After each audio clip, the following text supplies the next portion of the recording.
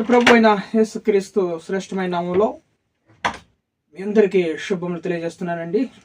ఉదయకాల సమయంలో మరి కుటుంబాల పిల్లలంతా కూడా ఎలాగున్నారు? క్షేమంగా ఉన్నారు కదా? మరి ప్రభు ఇంటికాల సమయం అంతా కూడా మనల్ని కాచి కాపాడి ఈ దినమును మనకు బహుమానంగా కానుకగా ఇచ్చున్నాడు కదా. ఆయన యొక్క పరిశుద్ధ నామానికి మహిమ కలుగును గాక. ఉదయకాల సమయంలో మనం వాగ్దానం కోసం ఎదురు చూస్తున్నాం కదా. పరిశుద్ధ గ్రంథాలు తెరిచినట్లయితే మొదటి కొరింథీయులకు రాసిన పత్రిక 14వ అధ్యాయం 1వ వచనం. మొదటి కొరింథీయులకు రాసిన పత్రిక 14వ అధ్యాయము 1వ వచనం వినండి. ప్రేమ కలిగి ఉండుటకు ప్రయాసపడి ఆత్మ సంబంధమైన వరములను ఆసక్తితో అపేక్షించుడి. దేవుని పరిశుద్ధ నామానికి మహిమ కలుగును గాక.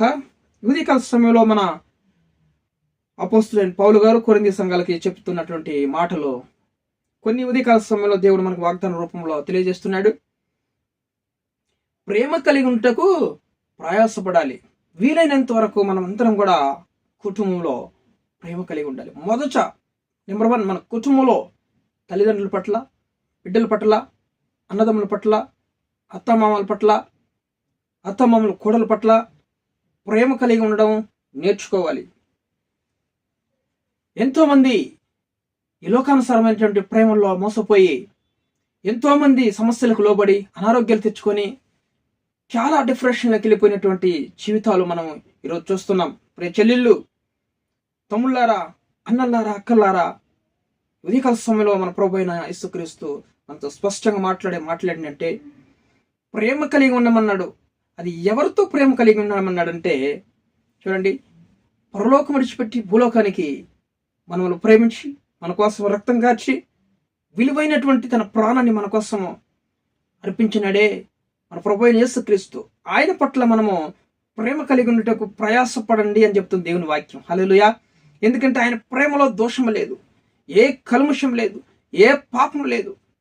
మరి ఈలోక ప్రేమలో ఎన్నో ఉంటాయి, కానీ అవన్నీ కూడా యామార్చే ప్రేమలు, పనికిరాని ప్రేమలు, శరీరానుసారమైనటువంటి ప్రేమలు, వాటిపైన నువ్వు ఆశ కలిగి ఉన్నావంటే ఈరోజు మనం మోసపోతాం.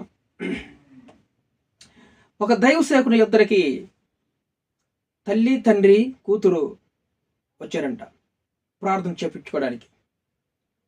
ఆ దైవ సేవకుడి దగ్గరకు వచ్చి, అయ్యా మా కుటుంబం కోసం ప్రార్థన చేయండి అని చెప్పి వచ్చినప్పుడు, ఏమిటమ్మా విషయం అన్నాడంట దైవసేకుడు. మా అమ్మాయికి పెళ్లి కావటం లేదయ్యా, మరి ఎంత చెప్పినా పెళ్లి చేసుకొని అంటుంది, మంచి మంచి సంబంధాలు వచ్చినా కూడా వివాహం నాకు వద్దు అంటుందయ్యా. మరి అమ్మాయికి వివాహం చేసుకునేటట్లు మంచి మా బుద్ధి మారేటట్లు ప్రార్థన చేయమని అడిగినప్పుడు తల్లిదండ్రులు, మరి సేవకుడు మంచి మాటే కదా, వివాహం చేయడానికి మరి నేను ప్రార్థన చేస్తానని దైవసేవకుడు ఆ కుటుంబం కోసం ప్రార్థన చేసినప్పుడు తల్లి తండ్రి లేచి మరి వెళ్ళిపోతున్నారు. మరి అమ్మాయి మాత్రము అక్కడే ఉండి, వాళ్ళు కొంచెం దూరంతో పోయిన తర్వాత అక్కడే ఉండి, అయ్యా నా కోసం ప్రత్యేకంగా ప్రార్థన చేయండి పాస్టర్ గారు అని చెప్పి ఆ దైవసేవకుడి దగ్గర ప్రార్థన కోరింది. ఏమైందమ్మా, ఎందుకోసం నువ్వు వివాహం చేసుకోవటం లేదు చెప్పమన్నప్పుడు, ఏమి చెప్పమంటాం అయ్యా, నా జీవితము అంతా కూడా వ్యర్థమైపోయింది, నేను వివాహం చేసుకోలేను అంటుంది అని కారణం చెప్పటం లేదు. మరలా సేవకుడు, ఏమైందమ్మా చెప్పమ్మా, నీకోసం ప్రార్థన చేస్తానన్నప్పుడు, అయ్యా నేను ఒక వ్యక్తిని ప్రేమించినప్పుడు అతన్ని ఎంతగా ప్రాణానికి ప్రాణంగా మంచి స్నేహితుడిగా అనుకొని నేను ప్రేమించిన తర్వాత అతడు అన్నాడు, నీ శరీరాన్ని నాకు కానుక్క ఇస్తావా అన్నప్పుడు, నా శరీరాన్ని మొత్తం అతనికి సమర్పించేశాను, ఎందుకంటే అతను నాకు చాలా ఇష్టమైనాడు, మరి చాలా ప్రేమించాను అతన్ని అని చెప్పినప్పుడు అతడు ఆ శరీరాన్ని కనుక్క అడిగాడు అవమానముగా. నేను కాదనక ఇచ్చేసానయ్యా. ఇచ్చేసిన కొన్ని రోజులకి నాకు ఆరోగ్యం బాగాలేకుండా వచ్చింది. మరి చెకప్ వెళ్ళినప్పుడు నీకు వెయిట్ చెందమ్మని డాక్టర్లో రిపోర్ట్లో తెలియజేసినప్పుడు నాకు ఎంతో వేదన కలిగింది. అతడు నన్ను అమ్మచ్చి ఎక్కడికో వెళ్ళిపోయాడు. నా జీవితం నాశనం అయిపోయిందయ్యా, ఒక పక్క తల్లిదండ్రులకు చెప్పుకోలేక, అన్నదమ్ములకు చెప్పుకోలేక కుటుంబంలో ఎంతో కుమిలిపోతున్నాను. మరి వివాహం చేసుకోమంటున్నారు, అందుకే నేను వివాహం చేసుకోలేకపోతున్నాను. నా ద్వారా ఇంకొక మరి తమ్ముడు అన్నదో జీవితం నాశనం అవ్వకూడదు కదా. నా ద్వారా ఇంకొకని యొక్క మరి మంచి వ్యక్తి జీవితం పాడు చేయకూడదని నేను వివాహం చేసుకోవటం లేదు. నా రోగం వల్ల అతనికి వచ్చి అతడు బాధపడి మరి తప్పు చెప్పి అబద్ధం చెప్పి పెళ్లి చేసుకోవచ్చు, కానీ నేను దేవుని దగ్గర క్షమాపణ నాకు దొరకదు. దేవుని దగ్గర దేవుడు నన్ను క్షమించడు అని చెప్పి ఆ యొక్క అమ్మాయి ఎంతో బాధపడడం మేము చూస్తున్నాం అన్నమాట. మరి వివాహం చేసుకుంటే అతనికి ఆ వ్యాధి సోకిందంటే చాలా కష్టమైపోతుంది. మరి అందుకనే అమ్మాయి ఎవరి జీవితం నా జీవితం మాదిరి నాశనం అయిపోకూడదు, నేను పాడైపోయిన పర్వాలేదు, ఇంకొకరి జీవితం నాశనం అవ్వకూడదని అమ్మాయి చూడండి ఈ లోక ప్రేమలో ఎలాగుంటాయి చూడండి. అతను మాత్రమో ఆ వ్యాధిని ఈ అమ్మాయికి తగిలిచేసి వెళ్ళిపోయిన శరీరాన్ని బాగా వాడుకొని వెళ్ళిపోయినాడంట. చూడండి అమ్మాయి కుమిలిపోతుంది, వివాహం చేసుకోలేక, తల్లిదండ్రులకు చెప్పలేక, నా వివాహం ఇంట్రెస్ట్ లేదమ్మా అని అబద్ధం చెప్పి తప్పించుకుంటుంది. అమ్మాయికి మాత్రం ఎయిడ్స్ ఎక్కువైపోయి అనారోగ్య గురి పాలైపోయి శోధనకు గురైపోయి ఏడుస్తూ ప్రతి నిమిషం చెప్పుకోలేక, ఫ్రెండ్స్కి చెప్పుకోలేక అల్లాడిపోతుంది. అతడు మాత్రం రోగం తగిలించేసి వెళ్ళిపోయినాడు. పాపిష్టుడు ఎక్కడికి వెళ్ళిపోయినాడు, దరిద్రుడు. ఇప్పుడు ఎంత ఘోరంగా పాప అల్లాడిపోతుంది. ఆ బిడ్డ జీవితం నాశనం చేశాడు. మరి ప్రేమ ప్రేమ ప్రేమ అని చెప్పి శరీరాన్ని బాగుపడుకొని వెళ్ళిపోయినాడు. ఈ లోక ప్రేమలో జాగ్రత్త చెల్లెళ్ళు, తమ్ముళ్ళారా, మీ జీవితంలో యవ్వన కాలంలో మీ యొక్క చూడండి వివాహం కొరకు మీ యొక్క శరీరాన్ని దాచిపెట్టుకోండి. ఎవరికి దానం చేయకండి. వివాహం ముందు ఏ తప్పు చేయకండి. ఈ లోక ప్రేమలో నిన్ను జీవితాన్ని పాడు చేస్తాయి, వ్యర్థం చేస్తాయి. చాలా జాగ్రత్తగా మీరు వినాల్సినటువంటి ప్రాముఖ్యమైనటువంటి వాక్యము, ప్రేమ కలిగి ఉన్నమాట ఎవరి పట్ల ప్రేమ కలిగి ఉండడం, తల్లిదండ్రుల పట్ల, నీ అన్నదమ్ముల పట్ల, నీ యొక్క దైవం పట్ల. నిన్ను ప్రేమించే దేవుడు పరలోకం నుంచి ఈ లోకానికి దిగివచ్చి నీ కోసం ప్రాణం పెట్టినాడే, ఆ దేవునితో నువ్వు ప్రయాసం మరి ప్రేమ కలిగి ఉండాలని ఈరోజు వాక్యము మీకు స్పష్టంగా తెలియజేస్తున్నాడు మన ప్రభువైన యేసుక్రీస్తు. కాబట్టి ఎవరి పట్ల మీరు ప్రేమ కలిగి ఉంచారు, ఎవరిని నమ్మకండి. ఈ లోకంలో ఎవరిని కూడా మీరు ప్రేమ దోమ అన్ని విడిచిపెట్టి ఇప్పుడే క్షమాపణ కోరికని మన ప్రభు దగ్గరికి పాదముల పడండి. దేవుడు మనం క్షమించి, దేవుడు మేము మంచి ఆరోగ్యం ఇచ్చి మీ కుటుంబాన్ని దీవిస్తాడు. ముఖ్యంగా యవనస్తులకి, యవన చెల్లెళ్ళు, యవన తమ్ముళ్ళకి, అన్నలకి నేను చెప్పే వాక్యం ఏంటంటే, ప్రేమ కలిగి ఉండండి. మన ప్రభువైన యేసుక్రీస్తు పట్ల ప్రేమ కలిగి ఉండండి. కుటుంబంలో ప్రేమ కలిగి ఉండండి. అంతేగాని ఎవరు పట్టిన వాళ్ళని నేను ప్రేమ గ్రేమాన్ని యామర్చితే వాళ్ళ దగ్గరికి నువ్వు నీ శరీరాలను సమర్పించుకోవద్దు. సమర్పించుకోకుండా చాలా జాగ్రత్తగా దేవుని భయభక్తులు కలిగి ఉండాలని ప్రభు ప్రేటని మనవి చేస్తున్నాను. మరి ప్రేమ ఎలాంటిదంటే చూడండి, ప్రేమ అనేది అనేకమైనటువంటి చూడండి కష్టాలని మరి తట్టుకునేటువంటి ప్రేమది. ప్రేమ చూడండి, ప్రేమ అనేక పగలను కప్పేస్తుంది అనమాట, అనేక దోషములను కప్పేస్తుంది. కలహము పగని రేపుతుంది. వాటన్నిటి జోలికి వెళ్లకుండా ఈరోజు నువ్వు చక్కగా చదువుకొని ప్రేమ కలిగి, దేవుని పట్ల ప్రేమ కలిగి ప్రార్థించి కుటుంబాన్ని, తల్లిదండ్రులను పోషించండి. పిల్లలు యవనకాల వయసులో మీ జీవితాలను పాడు చేసుకోవద్దు. వివాహానికి ముందే వివాహం కొరకు మీ శరీరాన్ని దాచిపెట్టుకొని ఎదురు చూడండి. మన ప్రభు అనుగ్రహించేటువంటి మంచి పిల్లల్ని, మీరు అమ్మాయిల్ని మీరు వివాహం చేసుకోవాలని ప్రభువుకి మనవి చేస్తున్నాను. ప్రేమ కలిగి ఉండేటకు ప్రయాసపడండి. ఆత్మ సంబంధమైన వరములను ఆసక్తితో అపేక్షించండి. ఆ వరములలో ఒకటి మంచి ప్రేమ. తల్లిదండ్రుల పట్ల ప్రేమ కలిగి ఉండండి. తల్లిదండ్రులు నిన్ను పోషి పెంచి పెద్ద చేసినారు కదా, వాళ్ళకి నమ్మకంగా ఉండండి. వాళ్ళను ప్రేమించండి, దేవుణ్ణి ప్రేమించండి. మీ జీవితాలు కట్టబడతాయి. ఖచ్చితంగా మంచి వివాహ సంబంధాలు దేవుడు మీకు సమకూరుస్తాడు. మీ కొరకు ఒకరిని ఏర్పరిచి పెట్టున్నాడు. పుట్టుకతోనే మీరు పుట్టినక్కడే ఇంకొక చోట్ల మీ కొరకు ఒకడు నీకు దేవుడు ఏర్పరిచి ఉన్నాడు కదా. దేవుని నామానికి మహిమ కలిగిన గాక. ప్రేమ కలిగి ఉండటకు ప్రయాసపడండి. ప్రేమ లేని వాడైతే వాడు వ్యర్థుడు. హల్లెలూయా.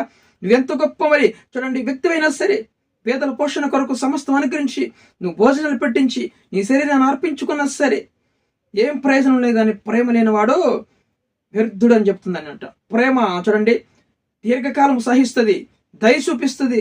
ప్రేమ మచ్చరపడదు, ప్రేమ డమ్మముగా ప్రవర్తించదు, అది ఉప్పొంగదు, అమర్యాదగా నడవదు, స్వప్రయోజనము విచారించుకున్నదు, త్వరగా కోపపడదు. అది చూడండి అపకారమునకు మా మనస్సులో ఉంచుకున్నదు. ప్రేమ అపకారమును మనస్సులో ఉంచుకున్నదు. దుర్నీతి విషయమై సంతోషపడక సత్యమందు సంతోషించును. నిజముగా చూడండి ప్రేమ డమ్మముగా ప్రవర్తించదు. ప్రేమ కలిగి ఉన్న వాళ్ళు సత్యమందు నివసిస్తారు, దేవుని మాటకు లోబడతారు, తల్లిదండ్రులకు లోబడతారు. అది దేవుని యొక్క ప్రేమ అంటే. హల్లెలూయా. శ్రమపడు వారిని, కష్టపడు వారిని ప్రేమ చూపించండి. ఇలాంటి లోకానుసరమైన ప్రేమలకు మీరు ఎప్పుడు కూడా లోపడద్దు. దయచేసి మనం చేస్తున్నాను మీ కొరకు. ఏమైనా చెల్లెళ్ళు, తమ్ముళ్ళ కొరకు, మీ కొరకు ప్రేమ దోమని తిరిగి చదువులను వ్యర్థం చేసుకుంటూ తల్లిదండ్రులకు దూరం అయిపోయి, తల్లిదండ్రులకు కష్టపడి నేను చదివిస్తే ఎక్కడికో నువ్వు వెళ్ళిపోయి తల్లిదండ్రులు విడిచిపెట్టి చదవకుండా నీ ఇష్టానుసారం నడుచుకుంటున్నవే. ఇప్పుడు ఈ రోజు నువ్వు మారు మనసు పొంది నువ్వు తిరిగి ఇంటికి రావాలని దేవుని పేరిట మనవి చేస్తున్నాను. ప్రేమ కలిగి ఉంటుటకు ఈరోజు మీరు ప్రయాసపడండి. తల్లిదండ్రుల పట్ల, కుటుంబం పట్ల, అన్నదమ్ముల పట్ల ప్రేమ కలిగి నడవండి. తల్లిదండ్రులకు సపోర్ట్ చేయండి, సహాయం చేయండి. దేవుని నామానికి మహిమ కలుగును గాక. చూడండి, ప్రేమ త్వరగా కోప్పడకూడదు. తల్లిదండ్రులు లేదని చెప్తే కోప్పడకండి. ప్రేమ నీలో, నువ్వు దేవుని ప్రేమించే వ్యక్తి అయితే నీకు త్వరగా కోపం రాదు. నువ్వు డంబముగా ప్రవర్తించవు, అమర్యాదగా ప్రవర్తించవు. ప్రేమ అన్నిటినీ సహించుకుంటుంది, తాళతుందంట.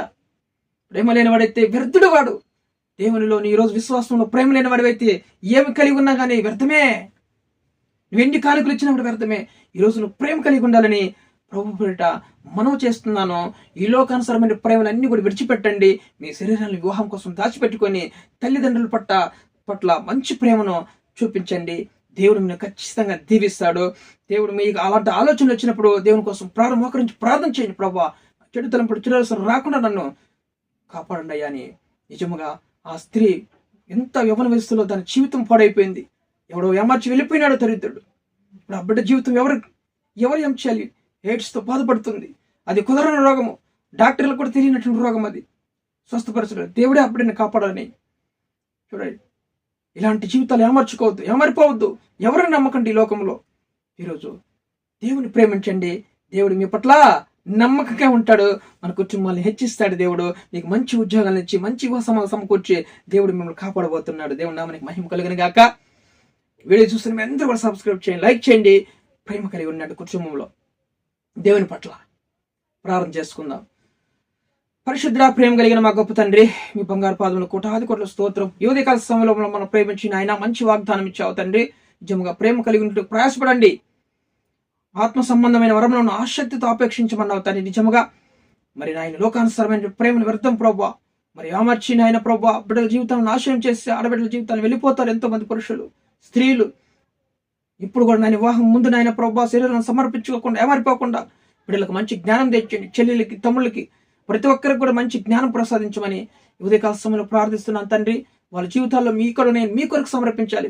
మిమ్మల్ని ప్రేమించే బిడ్డలుగా ఉండడానికి సహాయం చేయండి. ఎందుకంటే నువ్వు ప్రేమమయుడు, మా కోసం ఎంతో నాయన ప్రభావ మరి త్యాగం చేస్తావు. నిజంగా నువ్వు ప్రేమికుడు ప్రభావ, ప్రేమ స్వరూపం కలిగిన దేవుడు తండ్రి. మిమ్మల్ని ప్రేమించాలి ప్రభావ. దేశం అంతటా ప్రజలు తండ్రి అయ్యా కృప చూపించండి. సంఘం వివాహం వారికి వివాహం తెచ్చండి. ఉద్యోగం లేని వారికి మంచి ఉద్యోగం సమకూర్చండి.